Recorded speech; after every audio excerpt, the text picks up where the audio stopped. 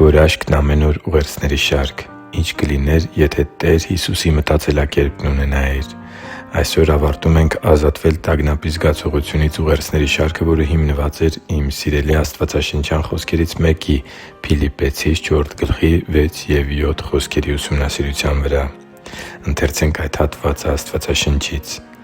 «Ոչնչի համար մի մտահոգվեք, այլ ամեն բանում աղոթքով, աղաչանքով և գոհությամբ ձեր խնդրանքները թող հայտնի լինեն Աստծուն,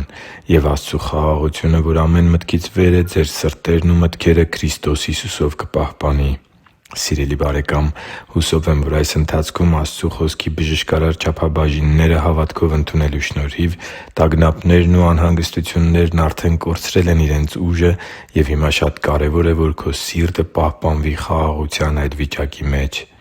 Առակաց 4:23 խոսքում կարդում ենք. «Ամենից ավելի քո սիրտը պահի՛ր զգուշությամբ,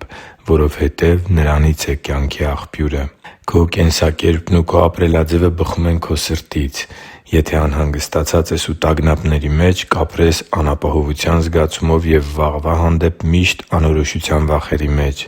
Բայց եթե քո սիրտը վստահում է Աստծուն, ապա դա կդրսևորվի քո կյանքի բոլոր բնագավառներում։ Այսպիսով, ինչպե՞ս պետք է զգուշությամբ պահես սիրտդ, որպեսզի այնտեղ մուտք չգործեն տագնապներն ու անհանգստությունները։ Միայն մեկ ճանապարհ գոյություն ունի դա անելու համար՝ մտքերդ սևեռված պահի՛ր Տեր Հիսուսի վրա։ Մենք մեր մտքերն Աստծու վրա ենք կենտրոնացնում և ընդունում ենք Նրա հետ քայլելու այս առողջ սովորությունները Նրա Խոսքի ամենօրյա ընթերցանությամբ, աղոթքի ամենօրյա հաղորդակցությունների շնորհիվ, երկրպագության արդյունքում և Աստծու հետ անցկացրած ժամանակին զուգահեռ։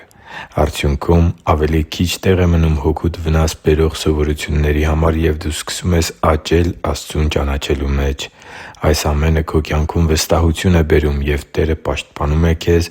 իսկ դու սովորում ես նայել աշխարհին և քո կյանքի իրավիճակներին Նրա աչքերով։ Աստծու համար թանկ ու սիրելի՛ զավակ, մեր օրինակը Տեր Հիսուսն է։ Դու Նրան երբևէ անհանգստացած տեսե՞լ ես կամ կարո՞ղ ես պատկերացնել Նրան այդպիսին։ Հիշի՛ր, մտածելակերպն է մարդուն դարձնում զորավոր, իսկ Տեր Հիսուսի նման մտածելակերպ ունենալը մարդու հոգին է դարձնում զորավոր և օգնում է մեզ տագնապներին հաղթելու, անհանգստություններից ազատվելու և մեր հոգսերը Նրան հանձնելու հարցում։ Հիշի՛ր, որ դու Աստծո հրաշքն ես, և Աստված սիրում է քեզ։ Շնորհակալ եմ, որ դու կա՛ս։ Սիրով և աղոթքով, Արման Մանուկյան։